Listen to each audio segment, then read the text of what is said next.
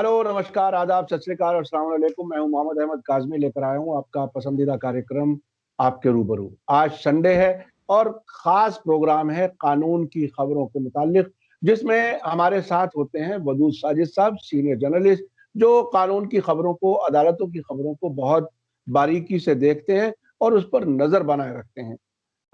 आज के इस कार्यक्रम को बहुत से लोग दुनिया भर में बहुत ही दिलचस्पी से देखते हैं और हर हफ्ते कुछ ना कुछ अहम ऐसी खबरें होती हैं जिसके बिहाइंड द सीन समझना और बैकग्राउंड समझना बहुत जरूरी होता है। अभी पिछले दिनों इशरत जहां के एनकाउंटर वाले केस में सीबीआई की स्पेशल कोर्ट ने एक बहुत दिलचस्प फैसला दिया है, उस पर हम बात करेंगे। और उसके साथ साथ कहीं ना कहीं तार जुड़े हुए हैं अक्षरधाम, जो आतंकी हमला जिसे कहा जाता है, उस वाकये के भी इससे जुड़े हुए तार हैं। इस सब पर बात शुरू करने से पहले वदूद साजिद साहब, आपको एक तो मैं मुबारकबाद देना चाहूंगा कि आपके साहबजादे ने रामेज वदूद साजिद ने बहुत अच्छा पर्सनालिटी डेवलपमेंट का प्रोग्राम किया। अब आप ये बताइए कि ये जो खबरें आ रही हैं इशरत जहां वाले केस में, स्पेशल सीबीआई कोर्ट का ये फैसला, जिसमें बहुत ही दिलचस्प एक कमेंट जो मुझे अब भी याद है, जिसमें कहा गया कि कोई वजह नहीं है ये यकीन करने के लिए ये एनकाउंटर नकली था, कहीं इन्वेस्टिगेशन का कहीं जिक्र नहीं है, इस तरह से कमेंट करके और इन 3 पुलिस अफसरों को रिहा कर दिया गया है बाइज्जत। आप इसको कैसे देखते हैं? देखिए, 15 जून 2004 को एक इनकाउंटर हुआ था अहमदाबाद के कोतापुर आउटस्किट्स में। उसमें जावेद शेख, अमजद अली, जीशान जौहर, इन तीनों के साथ एक 19 साल लड़की थी इशरत जहां, उसका भी इनकाउंटर हो गया था। तो उस इनकाउंटर में कई पुलिस अफसरान मुलव्विस थे, लेकिन एक नाम उसमें बहुत ही इंटरेस्टिंग है। मैं आपके थ्रू आपके दर्शकों को बताना चाहता हूं कि हम अपने कन्वर्सेशन के दौरान एक से ज़्यादा मर्तबा एक नाम लेंगे, वो है डीजी वंजारा। ये बड़ा पुलिस अफसर था गुजरात पुलिस का, तो इसका कई मर्तबा नाम आएगा, इस नाम को जहन में रखिएगा। फिर बहुत ही इंटरेस्टिंग इसके ताल्लुक से चीज़ें मैं आपको बताऊंगा। आइए आप शुरू करते हैं कि 15 जून 2004 को एक एनकाउंटर हुआ और ये कहा गुजरात पुलिस ने कि ये चारों जो हैं वहाँ के चीफ मिनिस्टर नरेंद्र मोदी को मारने के मंसूबे से गुजरात में आए थे और इनको लश्कर तोयबा का दहशतगर्द बताया गया। अच्छा, ये भी जहन में रखने की बात है कि गुजरात पुलिस के डिफरेंट डिपार्टमेंट, एक से ज्यादा डिपार्टमेंट्स, मसलन इंटेलिजेंस के जितने भी यूनिट हैं वहां वो, और गुजरात फॉरेस्ट पुलिस और गुजरात पुलिस, अहमदाबाद पुलिस, ये सारे इसमें इन्वॉल्व थे। तो उस वक्त क्या हुआ काजमी साहब कि चूंकि ये इतनी एजेंसीज इन्वॉल्व थी, तो इसकी जो इंक्वायरी और इसकी तफ्तीश दी गई वो सीबीआई को दी गई। सीबीआई ने इसकी तफ्तीश की और एनकाउंटर में जो मेन नाम आया वो था डीजी वंजारा। जैसे कि मैं आपको बता चुका हूं, वो अहमदाबाद डिटेक्शन क्राइम ब्रांच के उस वक्त को लीड कर रहे थे और उन्हीं की क़यादत में ये एनकाउंटर हुआ था। तो सीबीआई ने 2013 में अपनी एक चार्जशीट, जो पहली मेन चार्जशीट थी, उसमें 7 पुलिस अफसरों के खिलाफ, 7 पुलिस ऑफिशियल्स के खिलाफ अगवा यानी अबडक्शन, कत्ल, मर्डर और क्रिमिनल कॉन्स्पिरेसी के इल्ज़ाम लगाए। इसके साथ एक बड़ा इल्ज़ाम यह था कि इन्होंने सबूतों से छेड़छाड़ की है और सबूतों को मिटा दिया है। तो 2013, अब आप अंदाजा लगाइए, 2004 से 2013 यानी 9 साल के बाद सीबीआई ने इन पर चार्जशीट जो है वो दाखिल की। और वो 7 अफसर कौन थे, मैं उनका नाम भी बता देता हूँ। पीपी पांडे, जो उस वक्त अहमदाबाद पुलिस कमिश्नर थे। डीजी वंजारा, जो मैं बता चुका हूँ कि इन्होंने ही इनकाउंटर किया था। एन के अमीन, जेजी परमार, जीएल सिंघल, तरुण बारोत और अनाजू चौधरी। इनमें इन 7 पुलिस अफसरों में से 4 पुलिस अफसर 2018 के आते आते तक डिस्चार्ज कर दिए गए थे।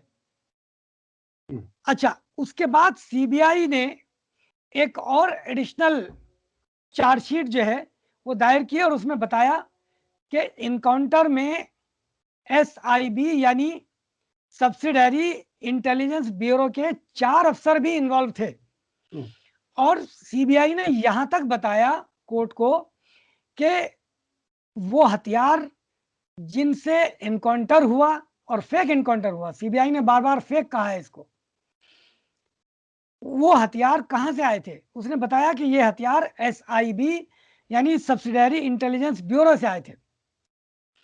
और एक और आपको बहुत ही इंटरेस्टिंग बात बता दूं कि सीबीआई के अलावा इंटेलिजेंस ब्यूरो यानी आईबी जो सेंट्रल एजेंसी है, उसने भी अपनी रिपोर्ट में यही बताया था कि इनका दहशतगर्दों से कोई ताल्लुक नहीं था, और ये जो 7 अफसर हैं इन्होंने फेक एनकाउंटर किया, ये अगवा करके लाए, उनका मर्डर किया और क्रिमिनल कॉन्स्पिरेसी इन्होंने की।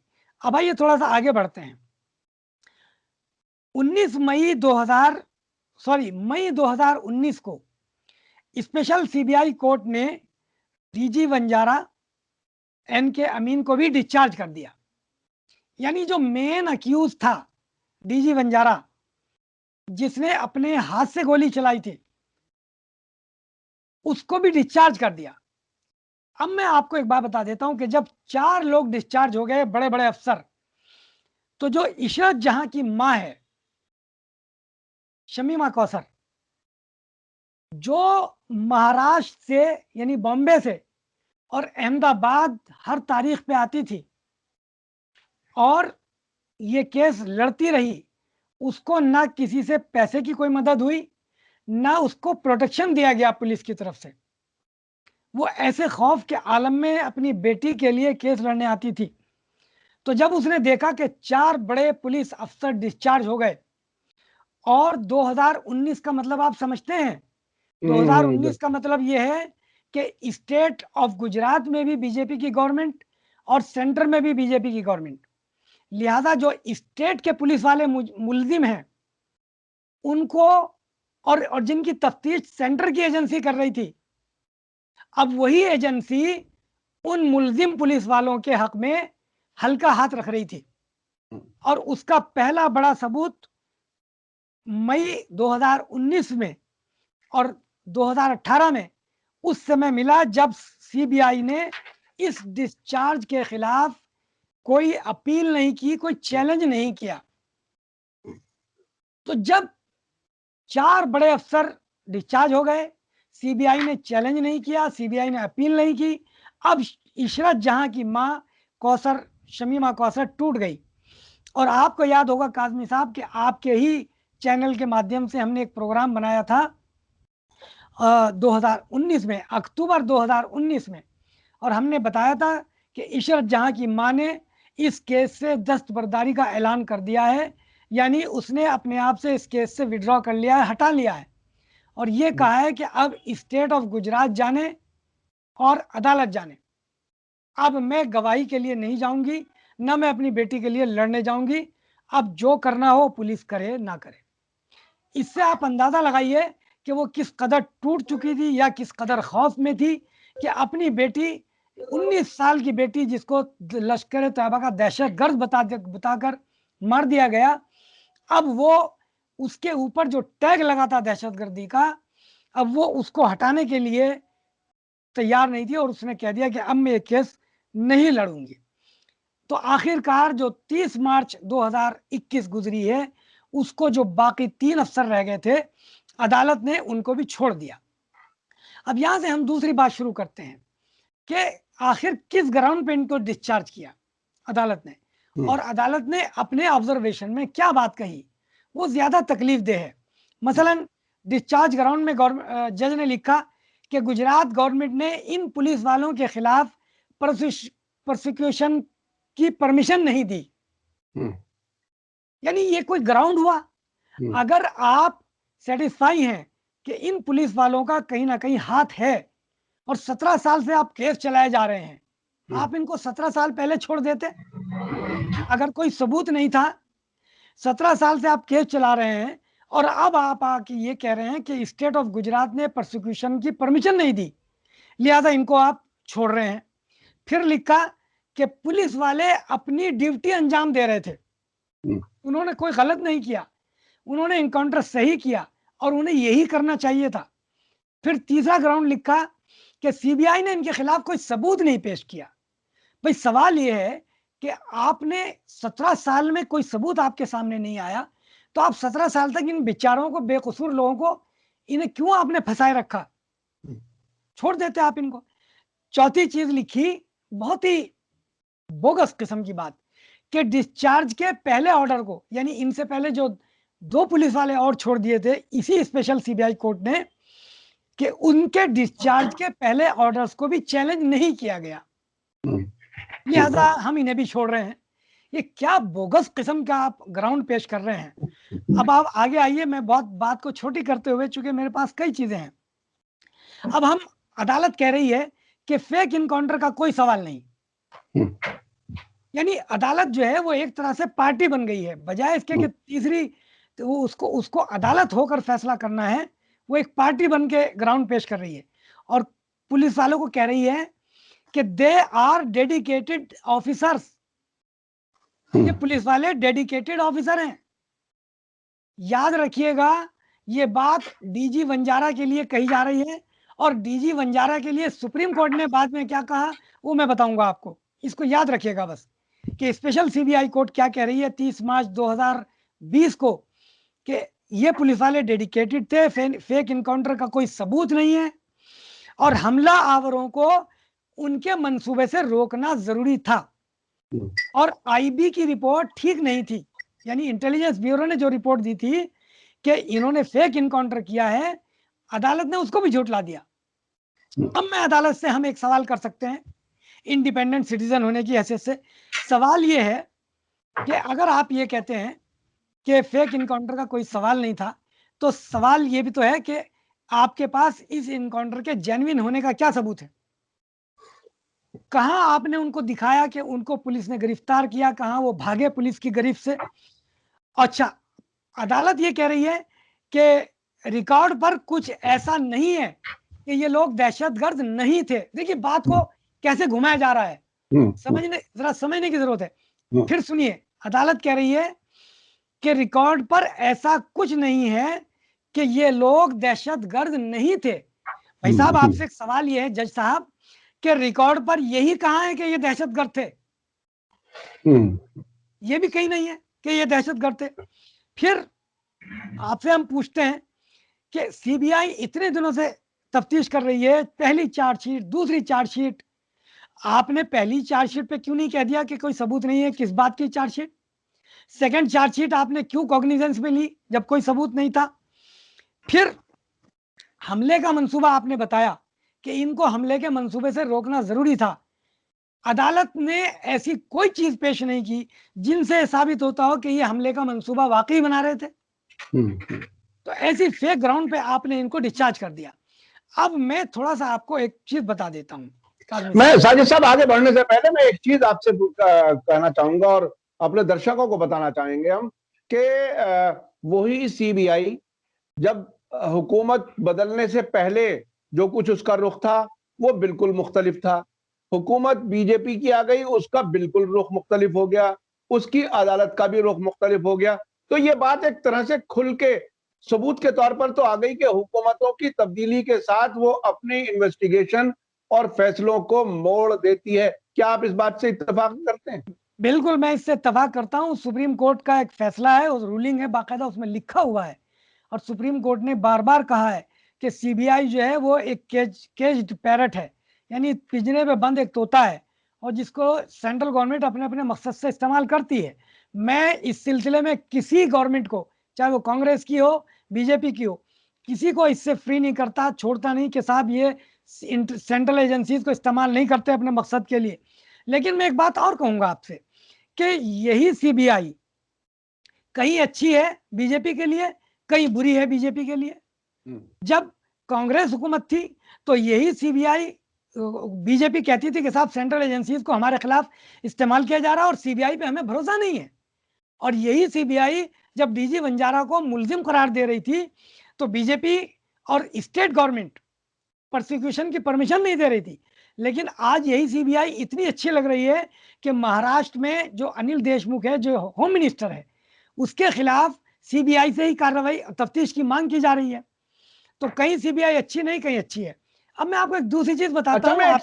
मैं एक और चीज जरा वाकया याद दिला दूं बटला हाउस एनकाउंटर जो हुआ था, और एक बड़ी जगह में मौजूद था, शायद आप भी थे उस मीटिंग में, जहां पर इस बात का जिक्र हुआ था कि सेकुलरिज्म के नाम पे, यानी मुसलमानों की वोट के नाम से सरकार तो बन जाती है कांग्रेस की, लेकिन वो इतनी डिमांड भी पूरी नहीं करती कि जुडिशियल इंक्वायरी करा दे।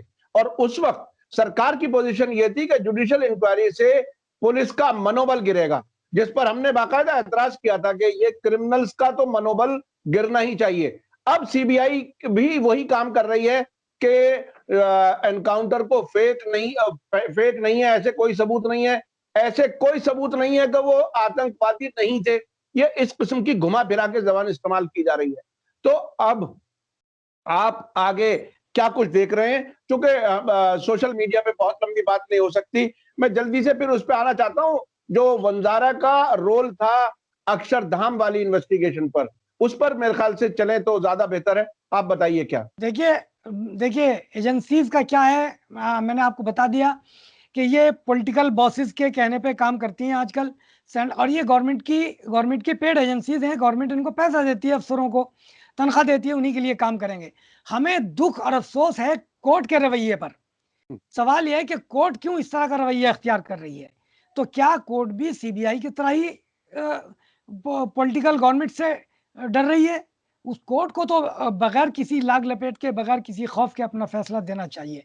बहुत अफसोस हुआ कि कोर्ट की वजह से इंसाफ जो है, मुतासरीन को इंसाफ नहीं मिला, और जो मुलजिमीन थे और जिनके सबूत सीबीआई ने खुद 17 साल में 2 चार्जशीट में पेश किए थे, वो सब के सब छूट गए। मैं एक चीज और ऐड करना चाहूंगा इस मौके पर। जो तजर्बात हैं कानून के, जो तजर्बेकार लोग हैं, वकील हैं, बहुत से वो लोग हैं, वो ये कहते हैं ये जो स्पेशल कोर्ट होती हैं, स्पेशल कोर्ट के जजेस स्पेशल लोग होते हैं जो खास लालच दे करके उनसे अपने काम कराए जाते हैं, चाहे वो आतंकवाद वाली स्पेशल कोर्ट्स हों या सीबीआई की कोर्ट्स हों। तो ये तो सीबीआई की कोर्ट में एक तरह से जज ने एजेंसी की इस वक्त की बदलते हुए रुख को ही एक तरह से जजमेंट की शक्ल में पेश कर दिया। तो ये अजीब सी सूरत हाल है। तो अब मैं समझता हूं वंजारा वाले रोल पर थोड़ा सा आप बताएं तो। देखिए 24 सितंबर 2002 को गुजरात में अक्षरधाम मंदिर पे हमला हुआ था, और वो दहशतगर्दाना हमला था। जाहिर है कौन थे दहशतगर्द हमें नहीं मालूम, लेकिन उस वक्त 2 हमलावरों को स्पेशल गार्ड्स ने मार गिराया था, और कहते हैं कि यही 2 लोग थे जिन्होंने हमला किया था। सवाल यह है कि जब आपने उनको मार गिराया था तो अब उसके बाद केस तो खत्म हो गया था वहीं, लेकिन पुलिस ने और 6 लोगों को गिरफ्तार किया, और उनके खिलाफ यूएपीए और पोटा उस वक्त था जो रिपील नहीं हुआ था, उसमें उनको बंद कर दिया गया, और उनके खिलाफ क्रिमिनल कॉन्स्पिरेसी और क्या क्या इल्जाम लगाए। आपको हैरत होगी काजमी साहब कि जो लोकल कोर्ट थी अहमदाबाद की, उसने उनमें 6 लोगों में से 3 को सजाए मौत दे दी और 3 को उम्र कैद की सजा दी। जिनको सजाए मौत दी थी उनमें एक मुफ्ती अब्दुल कय्यूम अंसारी भी थे। उसके बाद गुजरात हाई कोर्ट ने इनकी सजा को अपहेल्ड कर दिया, यानी तौसीक कर दी कि हाँ इनको सजाए मौत दी जानी चाहिए। लेकिन उसके बाद सुप्रीम कोर्ट ये केस आया, और सुप्रीम कोर्ट में जिस दिन 2014 को बीजेपी ने भारी बहुमत प्राप्त किया इलेक्शंस में, उसी दिन सुप्रीम कोर्ट में एक फैसला आया, जस्टिस ए.के. पटनायक और जस्टिस वी गोपाला गोड्डा की बेंच ने एक फैसला देके इन 6 के 6 लोगों को बाइज्जत बरी किया, यानी जिनको सजाए मौत हो चुकी थी उनको भी, और जिनको उम्र कैद की सजा थी उनको भी। और न सिर्फ ये कि उनको बाइज्जत बरी किया, बल्कि क्या कहा, ये सुनने वाली बात है, उन्होंने ये कहा कि ऐसा लगता है कि इन पुलिस अफसरों ने अपनी छातियों पे तमगे सजाने के लिए इन बेकसूर लोगों को फंसाया। इतना क्लियर फैसला सुप्रीम कोर्ट का। अब इसमें कौन अफसर इन्वॉल्व था? वही डीजी वंजारा जो इशरत जहां इनकाउंटर में भी इन्वॉल्व था। तो आज हमारी सीबीआई कोर्ट 30 मार्च को यह कह रही है कि दे आर डेडिकेटेड अफसर, और इन्होंने कोई गलत नहीं किया, और ये अपनी ड्यूटी अंजाम दे रहे थे। और सुप्रीम कोर्ट इनके बारे में यह कह चुकी है कि इन्होंने अपनी छातियों पे तमगे सजाने के लिए बेगुनाह लोगों को फंसाया। आप याद रखिए इस बात को कि ये जो मुफ्ती अब्दुल क़य्यूम अंसारी वगैरह गिरफ्तार हुए थे 6 लोग अक्षरधाम हमले में, जबकि उसके हमलावर 2 हमलावरों को स्पेशल गार्ड्स ने मार गिराया था और ये खुले तौर पे कहा था कि 2 ही हमलावर थे। तो फिर बाद में इन 6 लोगों को क्यों पकड़ा? ये बेकसूर लोग थे, इनको साजिश के इल्ज़ाम में पकड़ा और 11 साल ये जेल में रहे काज़मी साहब। इनको ज़मानत नहीं मिली और 11 साल जेल में रहने के बाद जब इनको सुप्रीम कोर्ट ने छोड़ा, तो मुफ्ती अब्दुल क़य्यूम ने एक किताब लिखी थी 11 साल सलाखों के पीछे, और उसमें ऐसी दर्दनाक कहानी लिखी है मज़ालिम की। डीजी वंजारा और एनके अमीन, ये 2 बड़े अफसरों के मज़ालिम की ऐसी रुदाद लिखी है कि अगर जानवर को अल्लाह ताला बोलने की ताकत दे दे, तो वो रो रो के पागल हो जाए, इस कदर दर्द भरे मज़ालिम इन पे किए। उसके बावजूद स्पेशल सीबीआई कोर्ट एक-एक करके इन तमाम अफसरों को छोड़ दी गई। तो आखिर इस बात को कैसे हम तस्लीम कर लें कि ये डेडिकेटेड अफसर हैं और इन्होंने अपना फर्ज निभाया और वो वाकई दहशतगर्द थे जिनको इन्होंने मारा। उनकी दहशतगर्दी का कोई सबूत पेश नहीं किया कोर्ट ने, लेकिन ये सवाल जरूर कर रही है कि फेक इनकाउंटर का क्या सबूत है।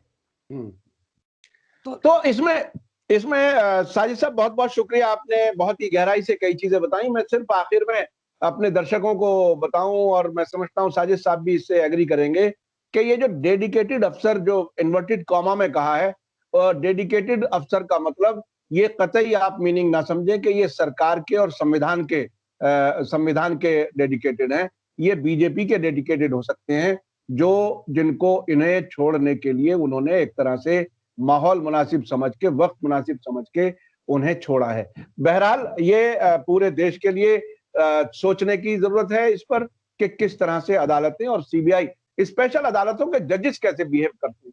ये भी बहुत ही दिलचस्प है। इस पे अगर कहीं कोई गुंजाइश हो अदालतों में या किसी एजेंसी में, अगर इसकी कोई जांच हो जाए, तो मैं समझता हूं उन लोगों की भी हकीकतें सामने आ जाएंगी जो अलग अलग मौकों पर सामने आती रहती हैं। बदरुल साजिद साहब, आपका बहुत बहुत शुक्रिया, आपने वक्त दिया मीडिया स्टार वर्ल्ड के लिए। अपने दर्शकों से मैं कहूंगा कि साजिद साहब हर संडे हमारे इस कार्यक्रम में खास तौर पर तैयारी के साथ आते हैं और कानून की खबरें और उनके पीछे का विश्लेषण आपके सामने पेश करते हैं। बहुत बहुत शुक्रिया, धन्यवाद। जय भारत, जय हिंद। मीडिया स्टार वर्ल्ड के और वीडियो देखने के लिए हमारे चैनल को सब्सक्राइब करें और सीधे नोटिफिकेशन पाने के लिए बेल आइकन दबाएं। और अगर हमारी खबर सच्ची और अच्छी लगे तो अपने व्हाट्सएप, इंस्टाग्राम, फेसबुक और ट्विटर अकाउंट पर जरूर शेयर करें।